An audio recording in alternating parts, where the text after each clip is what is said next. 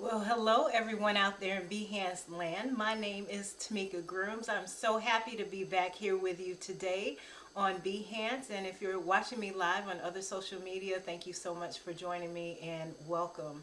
I am here because it's been a little while. If you've been watching my live stream in the past, you know that over the past few years I started live streaming on Behance and I share across my social platforms.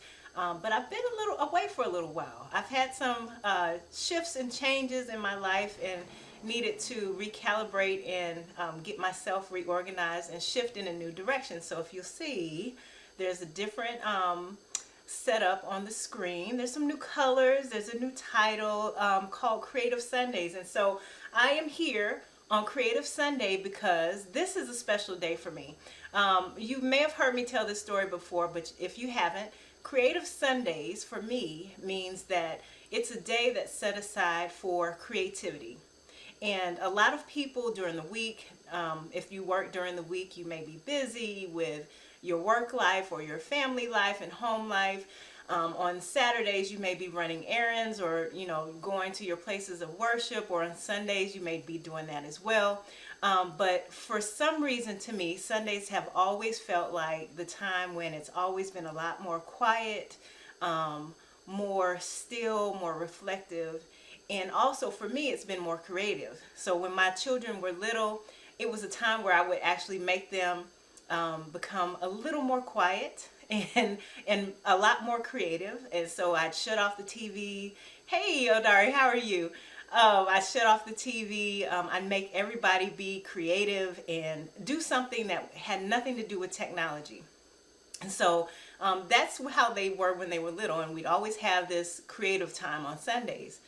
And now they've grown up to be creative children. They still play around on their technology and whatnot, but they're very creative kids, and they do things with their minds and with their creative energy as well. So I'm glad that I raised them doing that, but mostly at that time it was selfish. I needed that time to be able to create and have that time for myself. And so Sundays was a time that I set aside to be creative, to do the thing that I needed to do that I couldn't do during the week. So I have created Creative Sundays, not just for myself, but also for you. If you need that extra time, I'm going to be here at 8 o'clock Eastern Standard Time on Sundays. Unless I change the time for some reason, I'll let you know. But as of right now, I think it's going to be 8 p.m. Eastern Standard Time, and possibly an occasional stream on Tuesdays around 8 p.m. Eastern Standard Time, I think. So we'll see how that time goes, but I'm definitely going to stick to Creative Sundays at 8 p.m. on Sunday. So let's start with that, and we'll see where it goes from there. So just to reintroduce you to me, if you don't know who I am, my name is Tamika Grooms. I'm an artist of many different types. Mostly children's book illustration is what I focus on nowadays, but I've also done murals, I've done portraits and fine art. I work in multiple mediums, but nowadays mostly it's digital work and quite a few murals. And what I'm exploring now is augmented reality, and I'll be talking about that as well as how that's impacting my work over the next few weeks. And so if you have any comments, questions, suggestions, ideas, thoughts, things that you're tinkering around with in your mind around augmented reality, I would love to hear about that. But let me tell you about my project.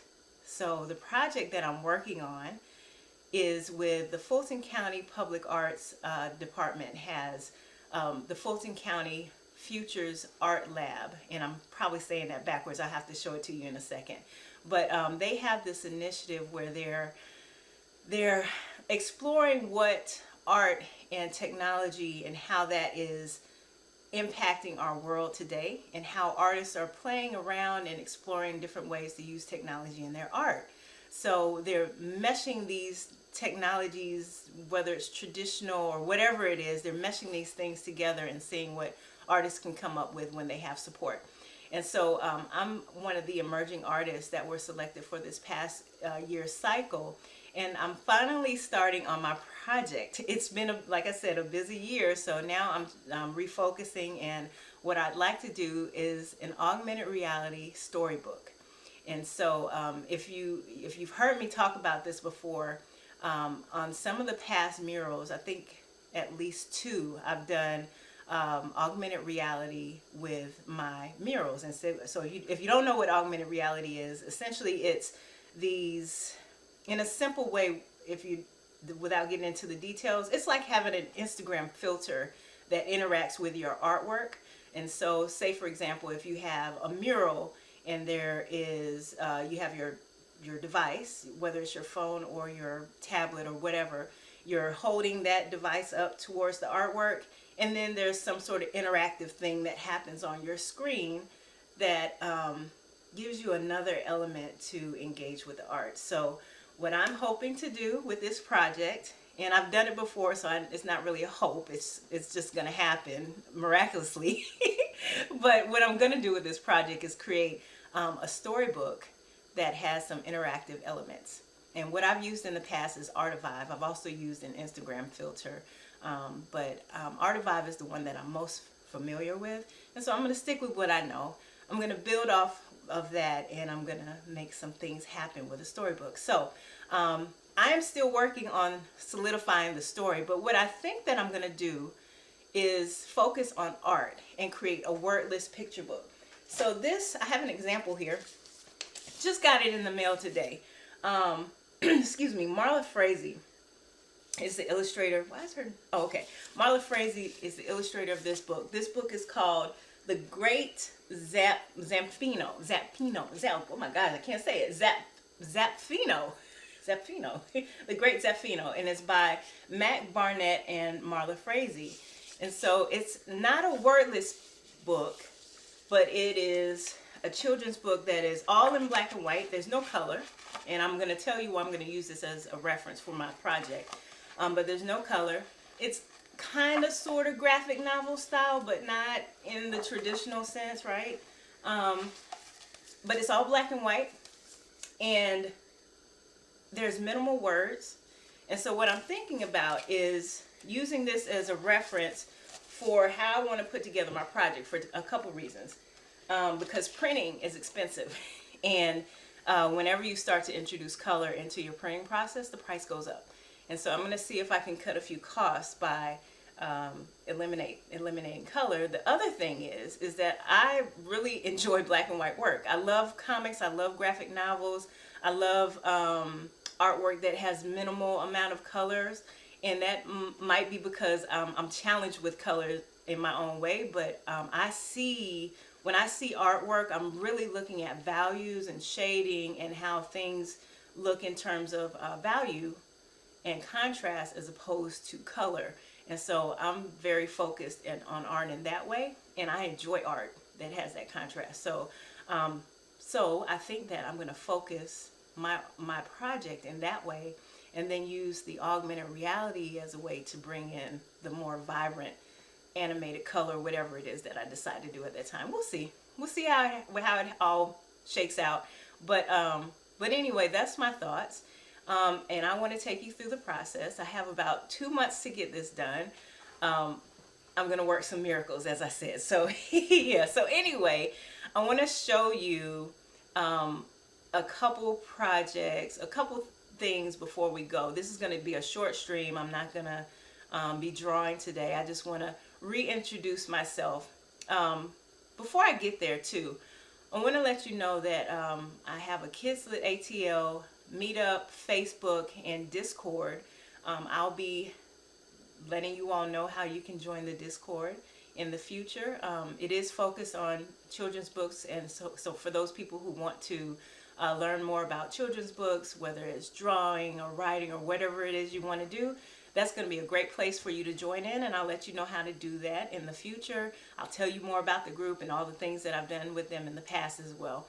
And then also, if you want to donate or subscribe, I have in the description below, if you want to know how you can support me as an artist, you can do that by making a donation of whatever amount that you choose, or you can subscribe. I'm coming up, well, I have a subscription that I did in the past that is specifically about children's books, but I'll have some other subscriber content that's coming up in the future. But right now, we're focusing on this project, and I want you to just engage with this and let me know what you think. Okay, so with that said, let's see what I have here to share. I have my screen. I thought I had all my screens up. I want to show you this first. Let's see here if we can make this happen. Let's see if we can make it happen. All right, here we go.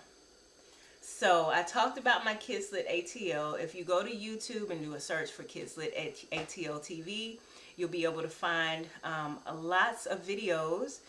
Some with me talking. There's short videos, a Creative Life YouTube series. There's other information. There's live drawing sessions with Odari and Dan, as well as the Mad Penciler. And there's lots of stuff here. So if you want to check this channel out, you can. This is the Amazon, not the Amazon, what am I saying? The children's book that I just showed you on Amazon, but you can order it from any platform that suits you.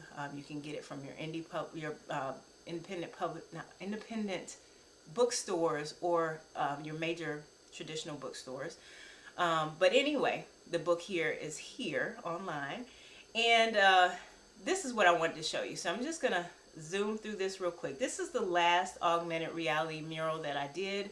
I completed it this past May in 2022 with art on the Atlanta Beltline. And it's called the Storybox. And I'm just going to do this video really quickly. And so the Storybox mural is located here in Atlanta, Georgia on the West Side Trail of the Atlanta Beltline. And this Storybox mural is dedicated to 10 men who have been contributors to their communities in different ways, whether it is from you know, entertainment or politics or education or art. In many different ways, all of these 10 men that are featured here, and even a high school student who is a recent graduate, have made some sort of contribution to their society. And so I wanted to honor them in this mural and put their faces on the mural and allow everybody to see them and learn more about them. And so the great thing about this project, let's see. Let me see if I can minimize this real quick. The great thing about this project is I was able to do interviews with them. I'm going to hop on over. Well, we'll do it another time. But if you, yeah, let's do that. Let's do that. So let me go to Instagram.com, Storybox Mural, Storybox.mural. And you'll be able to learn a whole lot more about this project. So I have a few posts here that will allow you to hear their voices on short little snippets. There's a playlist. There's information about what these symbols are on the screen or on the mural that you can learn more about that. And then also, if you want to listen to their actual voices, there's a podcast. There's an actual podcast, right? Man, y'all, I put so much work into this thing, let me tell you. But you can listen to their actual voices. And like we have Shannon McCullough here. Let's see, open in Spotify. Hopefully it'll go. But if it doesn't, it's called the Storybox Mural. And you'll be able to hear their voices. He was a real old guy.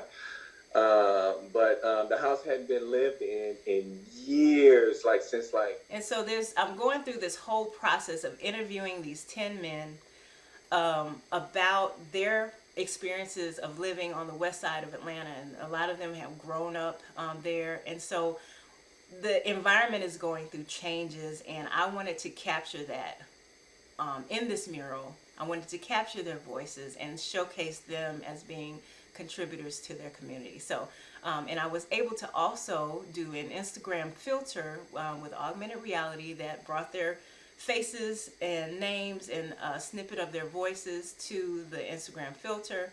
And it was a great experience. I learned a lot, and so I also want to do something very similar to this style of book with augmented reality.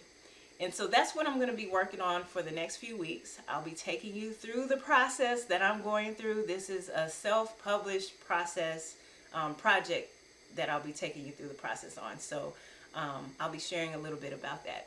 If you have any questions about self-publishing, please reach out to me.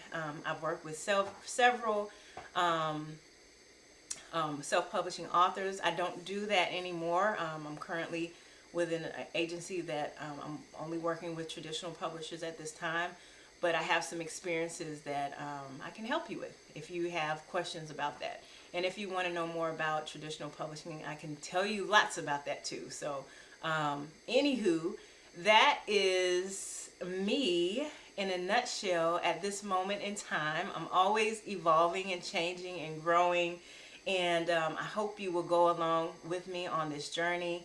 I think that I touched on everything that I wanted to touch on tonight. So I'll probably be coming back live, if all goes well, on Tuesday at 8 p.m. Eastern Standard Time. I'll be starting on the project then. I'll be doing some drawing and letting you know what the project is about in detail. Today was just a touch point so that we could get to know each other or re-engage with each other again. So I hope that you all are well out there in the world. I hope that you're being creative on Creative Sunday, and if not, you always have another day. Always keep being creative, keep drawing, keep doing whatever it is that you do and you love. It matters. You're important, and your work is important too. So until next time, I will see you all on the screen somewhere, and you take care. Peace out, y'all. Bye.